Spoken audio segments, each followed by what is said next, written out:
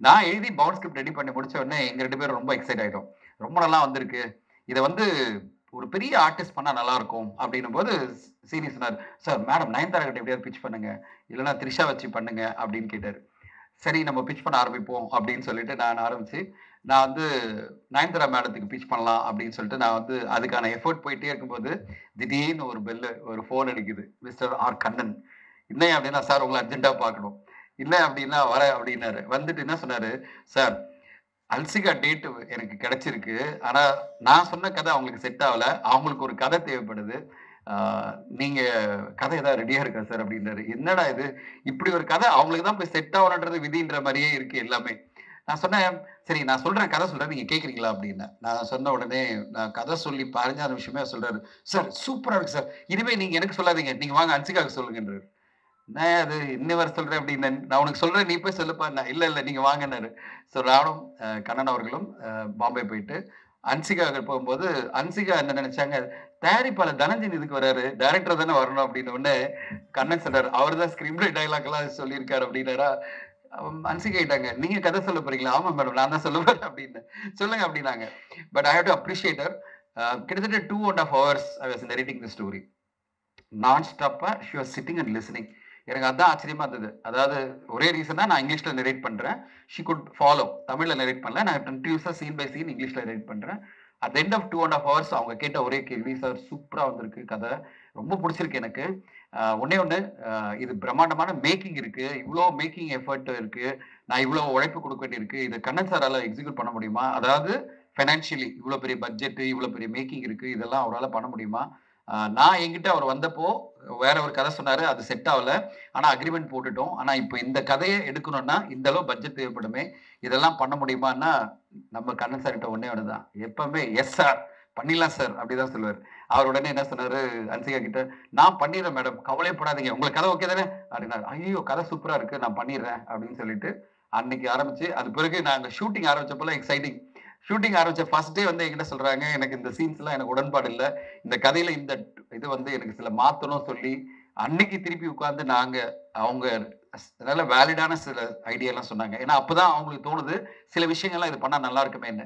But we are very, very accommodative. நாங்க வந்து பிடிவாதமா, இப்படி சொன்னா இப்படி மாத்த முடியல. ஷூட்டிங் ஸ்பாட்ல உட்கார்ந்திருக்கேன். என்கிட்ட வந்து ஹன்சிகாவும் அவங்க அம்மாவும் சொல்லும்போது, "இல்ல இது எங்களுக்கு ஒத்து வராது. இந்த பேட்டர்ன கொஞ்சம் மாத்துனா நல்லாருக்கும். இந்த இதுக்கு நான் வர முடியாது." ஏன்னா பிகாஸ் அப்பதான் அவங்க மேரேஜ் ஆகப்போகுது. அவங்க சொல்றாங்க, "மேரேஜ்க்கு நான் போறேன். இப்போ போய் இந்த சீன்லாம் நான் பண்ண முடியாது." அப்படின்னு சொன்ன உடனே, சரி மேரேஜ்க்கு போகும்போது, "உங்களால இந்த சீன்ஸ்லாம் பண்ண முடியாதுல்ல. அப்ப நான் மாத்துறேன்." அப்படின்னு சொல்லிட்டு, ஒன் டேல உட்கார்ந்து நானும் சீனியும் உட்கார்ந்துட்டு, திருப்பி கிட்டத்தட்ட ஒரு 18, 20 சீன ரீரைட் அவங்களுக்காக, அவங்களுடைய வாழ்க்கை தடம் மாறும்போது, சில விஷயங்கள் பண்ண முடியாது அவங்களால. சரின்னு சொல்லிட்டு அதெல்லாம் மாத்தி, அது பிறகு ஒரு பக்கா ஸ்கிரிப்ட்டா எடுத்து, இந்த என்டயர் டீம்க்கு நரேட் பண்ணி, Kannan, cinematographer Balasubramaniam sir, art director Jijo எல்லாம் ஒண்ணா உட்கார்ந்து கதைய நான் நரேட் பண்ணேன். ஒரு ப்ரொஃபஷனலா எப்படி பண்ணணும்னு நெனச்சோம்னா, என்டயர் டீம் உட்கார வச்சு சீன் பை சீன் நான் படிச்சுட்டு வந்தேன். இதான் சீனு, இதான் கதை. ஒரு சீன்ல என்னென்ன டயலாக் இருக்கும் அப்படின்னு சொல்லிட்டு ஒரு ப்ரொஃபஷனலா, ஒரு டீமா, ஒரு ஸ்கிரீன் பிளே ரைட்டர் என்ன பண்ணணுமோ, அந்த வேலைய நான் என்னுடைய தரப்புல இருந்து ரொம்ப தெளிவா, டிட்டர்மைன்டா நான் எல்லாம் பண்ணி, அது பிறகு அவங்கள விட்டுட்டேன். தொல்காப்பியன் என்கிட்ட வந்து ஒரு 2 வருஷம் முன்னாடி ஒரு கதை ஒண்ணு குடுத்தாரு. ஒரு படிங்க சார் அப்டின்னாரு. நானும் எங்களுடைய டீம் ஸ்கிரிப்டிக் எங்களுக்கு ஒரு டீம் இருக்கு. டீம் படிச்சோம். ஆ படிக்கும்போது எங்களுக்கு ஒரு மாரி இது ஒண்ணும் செட் ஆவாது. சினிமாக்கான கதை இல்ல. இத எப்படி நம்ம பண்ண முடியும்? அப்படின்னு நான் யோசிச்சிட்டே இருந்தேன். ஆ என் கூட வந்து அ சீனி செல்வராஜ் டயலாக் ரைட்டர். அவரும் நானும் 3 கதைகள் எழுதியிருக்கோம். 3 திரைக்கதை வசனம் எழுதியிருக்கோம். ஸோ அதுல ஒரு கதை தான் இது. ஆ என்னாச்சுன்னா, நான் வந்து ஒரு 3 மாசம் என்கிட்ட இருந்தது அவனுடைய ஒரு ரைட் அப். அப்புறம் நான் பண்ணேன், அ ஒரு நாள் யோசிச்சேன் எனக்கு செட் ஆவாது இதுன்னு சொல்லிட்டு அவர கூப்ட்டு, "தொல்காப்பியன் சார் நீங்க எடுத்துட்டு போயிடுங்க. இது எனக்கு செட் ஆவல. எனக்கு மண்டையில எதுவுமே ஏறல" அப்படின்னு சொன்னேன். இந்த கதை வந்து ஒண்ணுமே செட் ஆவல அப்படின்னு சொன்னேன். அப்போ இது திருப்பி என்ன பார்க்கணும்னு பிடிவாதமா அவர் வந்து க கண்ணன் சார் மாரியே வந்து தொல்காப்பியன் பிடிவாதமா "உங்கள பார்த்தே ஆவணும்" அப்படின்னாரு. அப்புறம் வாங்க பார்க்கலாம் ஆஃபீஸ்க்குன்னு சொல்ல வரும்போது வந்து தொல்காப்பியன் சொன்ன வார்த்தை என்னன்னா, "சார் நானு எனக்கு 50 வருஷம் தாண்டிடுச்சு. அ திரைப்படத்துல என் பேர் வரவே இல்ல. நானும் இந்த சினிமால நானும் போராடிட்டு இருக்கேன். இந்த கதையில ஏதோ ஒரு ஆழமான உணர்வு இருக்கு. அண்ட் அழுத்தமான எமோஷன் இருக்கு. இத நீங்க நெனச்சா ஏதோ ஒண்ணு பண்ண முடியும். எனக்காக இத வந்து எடுத்து என்னவாவது பண்ணுங்க. ஆனா இந்த கதைய வந்து சினிமாவா கொண்டு வாங்க. இத ஐடியாவா எடுத்துக்கிட்டீங்க. இதுலருந்து டெவலப் பண்ண முடியுமா? அப்படின்னு ஒரு மனிதனுடைய ஆசை வெளிப்படுத்தினாரு. அப்படி பார்த்தேன். இந்த மனுஷனுக்கு இவ்ளோ பேஷன் இத்தன வருஷம் கடந்த பிறகும், தன் படம் வந்து தன் கதை எப்படியாவது சினிமால வரணுன்றதுக்காக ஒரு போராட்டம் பண்றாரே! அப்படின்னு சொல்லிட்டு, திருப்பி குடுத்தத திருப்பி குடுத்துங்க. போங்க நீங்க கிளம்புங்க அப்படின்னேன். ஆ எதுக்காக கதையா சொல்றேன்னா, ஒரு திரைக்கதை உருவாகுறதே ஒரு சுவாரஸ்யமான விஷயம் அது உங்களுக்கு தெரியணுன்றதுக்காக சொல்றேன். அப்புறம் திருப்பி போங்க நீங்க பரவால்ல நான் யோசிக்கிறேன் அப்படின்னு சொல்லிட்டு நானு யோசிச்சுட்டே இருந்தேன். அவர் சொன்ன கதையில எனக்கு 2 விஷயங்கள் ரொம்ப புடிச்சிருந்தது. மீதியெல்லாம் நம்ம உருவாக்கிக்கலாம் அப்படின்னு. நரிக்குறவர்கள் வாழ்க்கைய பத்தி ஒரு கதை எழுதியிருந்தார். அந்த நரிக்குறவர்கள் வாழ்க்கையிலுடைய சம்பிரதாயங்கள், அந்த குடும்பங்கள்ல நடக்கிற விஷயங்கள், அதிலிருந்து ஒரு பொண்ணுக்கு என்ன விஷயம் நடக்குது, அது வந்து எப்படி நடக்கும் அப்படின்னு ஒரு சின்ன தாட் இருந்தது. நான் நினைச்சேன் நரிக்குறவர்கள வச்சு ஒரு அருமையான ஒரு கதை ஏன் பண்ணக்கூடாது? அப்புறம் அப்படியே யோசிச்சிட்டே இருந்தபோது எனக்கு தோணுச்சு. இதே டூயல் ஆக்ஷன் பண்ணா எப்படி இருக்கும்? இந்த கதை கேரக்டர மாத்தி ஒண்ணு பண்ணா இருக்கும் அப்படின்னு. சீனி செல்வராஜ் என்னுடைய ஆல்டர் ஈகோ மாரி, அவர் உடனே நான் சொல்ல சொல்ல, "சார் இது சூப்பரா இருக்கு. இது இப்படி பண்ணலாம், அப்படி பண்ணலாம், அப்படி பண்ணலாம்ன்னு" சொல்லிட்டு, நாங்க என்ன பண்ணோம், ஒரு 15 நாள் உட்கார்ந்து நாங்க கன்டினியூஸா 2 பேர் தான் டிஸ்கஸ் பண்ணி அந்த கதைய நாங்க மெருகேத்தி வந்துட்டே இருந்தோம். அவர் கதை என்ன சொல்ல வந்தார், அந்த கோர் ஐடியா மட்டும் எடுத்துக்கிட்டு, நாங்க ஒரு திரைக்கதை உருவாக்கினோம். நான் வந்து யோசிச்சுட்டே இருந்தேன். இந்த கதை அவரு நெனச்ச அந்த கதை எப்படியாவது திரையில வரணும்னா, அத எப்படி கமர்ஷியலா கொண்டு வரணும், அதுக்கான என்னென்ன விஷயங்கள்லாம் பண்ணலாம், அப்படின்னு நான் உட்கார்ந்து ஒரு 15 நாள் எழுதிட்டே இருந்தேன். நான் எழுதி எழுதி அனுப்பிட்டே இருப்பேன். செல்வராஜ் எனக்கு சீனி செல்வராஜ் ரிஜெக்ட் பண்ணுவாரு. இது சரியில்ல சார், அது சரியில்ல. அது அந்த படத்துல வந்து இந்த படத்துல வந்தது. சரி, ஐயோ! நான் நெறைய படம் பார்த்து எல்லாமே மைண்ட்ல இருக்கு. அந்த சீனா வருதே, திருப்பி மாத்தி, திருப்பி ஒண்ணு எழுதி தருவேன். அப்படி எழுதி எழுதி நானும் சீனியும் உட்கார்ந்து ஸ்க்ரீன் பிளே நான் எழுதி முடிச்சேன். அப்புறம் டயலாக் ஃபுல்லா செல்வராஜ் எழுதினாரு. எனக்கு நெறைய டயலாக்லாம் தோணுச்சு. இதுக்காக நாங்க வந்து ஸ்பெசிஃபிக்கா நரிக்குறவர் கம்யூனிட்டி எல்லாம் போய் அவங்களோட டயலாக்லாம் ரெக்கார்ட் பண்ணோம். இந்த படத்துல மிக முக்கியமான விஷயம் பார்த்தீங்கன்னா, நெறைய டயலாக்ஸ் வந்து நரிக்குறவர்கள் பேசின டயலாக்க வந்து செல்வராஜ் பல்லாவரம் பக்கத்துல இருக்கிற நரிக்குறவர் கம்யூனிட்டி போயிட்டு, அவங்க என்னென்ன பேசுவாங்க, அந்த டயலாக்னுடைய அர்த்தங்கள் என்ன? இதுக்கு இந்த கதையில நாங்க எழுதின வசனங்களுக்கு என்ன மாரி நரிக்குறவர்கள் வசனம் அந்த டயலாக் எப்படி இருக்கணும் அப்படின்னு சொல்லிட்டு எல்லாம் எழுதினோம்.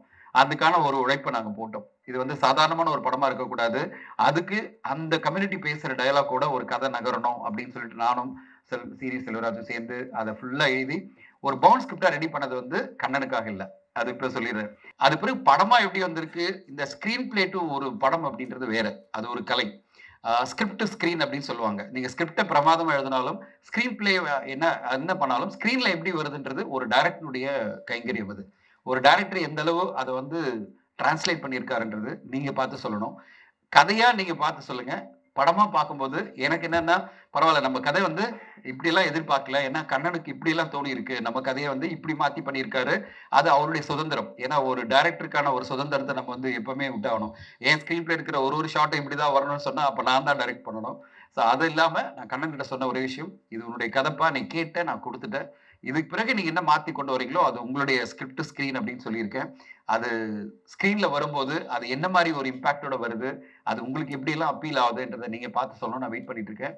ஒரு ஸ்கிரீன் பிளேவா அ தொல்காப்பியன் அவர்கள் ஆசைப்பட்ட அந்த கதைய ஒரு திரை வடிவத்துல கொண்டு வரதுக்கு என்னாலான முயற்சிகள் எடுத்தது எனக்கு ரொம்ப சந்தோஷம்.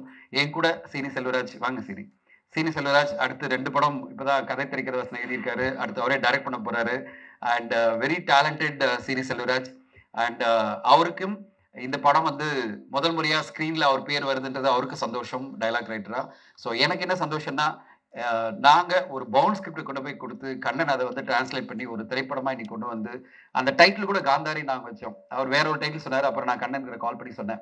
"கண்ணன் இந்த கதைக்கு காந்தாரி தான் நல்லாருக்கும்" அப்படின்னு சொல்லி நான் சொன்னேன். உடனே அவரு "ரொம்ப சூப்பரா இருக்கு சார். பண்ணிடலாம் சார்" அப்படின்னாரு. ஸோ அந்த அளவு அக்கமடேட்டிவா நாங்க எங்க சஜஷன்லாம் எடுத்துக்கிட்டு, கண்ணன் இப்ப வந்து ஒரு நல்ல என்ன சொல்றது கமர்ஷியலா பார்த்து கண்டிப்பா என்டர்டெயின் பண்ற ஒரு நல்ல படைப்பா கண்ணன் குடுத்திருக்காருன்னு நான் எதிர்பார்க்கிறேன். அண்ட் இந்த படத்துக்கு இவ்ளோ குவாலிட்டியா ஒரு மியூசிக் வந்தது வந்து முத்து கணேஷ். அவங்கள ரொம்ப பாராட்டணும். எனக்கு ரொம்ப படம் பார்த்து முடிக்கும்போது எனக்கு என்ன தோணுச்சுன்னா, இந்த மியூசிக் மூலமா ஒரு கதைய இவ்ளோ எலிவேட் பண்ண முடியுமா? எலிவேட் பண்ணி சூப்பரா ஒரு மியூசிக்கா ஒவ்வொரு சீன்லயுமே எலிவேட் பண்ணி முத்து கணேஷ் பிரமாதப்படுத்தியிருக்காங்க. இந்த படம் அவங்களுக்கு வந்து கண்டிப்பா ஒரு பேர் வாங்கி குடுக்குற ஒரு படமா இருக்கும். பாலசுப்ரமணியன் சாருடைய கேமரா பத்தி சொல்ல வேணாம். ஜிதோ எடிட்டிங் ரொம்ப ஷார்ப்பா 2 ஹவர்ஸ்ல ஒரு படத்த முடிச்சிருக்காரு. ஒரு ஹாரர் த்ரில்லர். ஒரு ஹாரர் நான் இத விட என்ன சொல்லலாம், ஒரு எமோஷனல் ஹாரர் த்ரில்லர் படத்த நீங்க பார்க்க போறீங்க. உங்களுக்கெல்லாம் இந்த கதை, திரைக்கதை, வசனம், மேக்கிங் எல்லாம் புடிச்சதுன்னா, நாங்க சந்தோஷப்படுவோம். எங்களுடைய முயற்சிக்கு நீங்க குடுக்குற ஆதரவா இருக்கும். வெயிட் பண்றோம். உங்களுக்கு படம் பார்த்த பிறகு நீங்க என்ன சொல்ல போறீங்க? நான் வந்து சீனு கிட்ட சொல்லிட்டே இருக்கேன். பயமா இருக்குப்பா. நம்ம பேரோட வருது. என்ன மாரி உத வாங்க போறோமா? இல்ல அப்ரிஷியேட் பண்ண போறாங்களா? வெயிட் பண்ணி பார்ப்போம்னு வெயிட் பண்ணிட்டு இருக்கேன். உங்களுடைய எல்லாருடைய கருத்துக்காகவும் ஆவலோட காத்திருக்கிறேன். கண்ணனுக்கு வாழ்த்துக்கள். கண்ணனுக்கு சப்போர்ட் பண்ற ஃபைனான்சியர்ஸ் எல்லாருக்கும் என்னுடைய நன்றிகள். கண்ணனுடைய இந்த திரைப்படம் மிகப்பெரிய வெற்றி அடைஞ்சு, அவருக்கு அடுத்த கட்டம் கரியர்ல போறதுக்கு எல்லாமே நல்லா நடந்துக்கணும். கடவுள் அவர் கூட இருக்கணும்னு வாழ்த்துறேன். Thank you so much.